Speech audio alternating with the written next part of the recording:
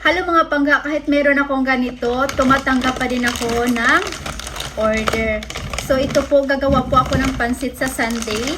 At ito po ay 454 grams, another 454 grams.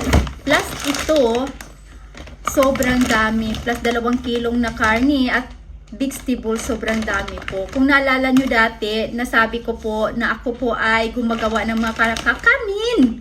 Gumagawa ng kakanin at mga ulam. Extra income ko dito. Kasi nga, hindi pwedeng aasa lang ako sa sahod ko. Kasi wala talagang mangyayari pag aasa lang ako sa sahod ko. Kaya ngayon, kahit meron akong ito, tumatanggap pa din ako ng mga order. So, ito ay gagawin ko sa Sunday. Kasi may nag-order sa akin, birthday. So, kailangan kakayod. Kailangan kasi kakayod talaga yung single mom. Hindi po talaga pwedeng aasa lang ako sa sahod.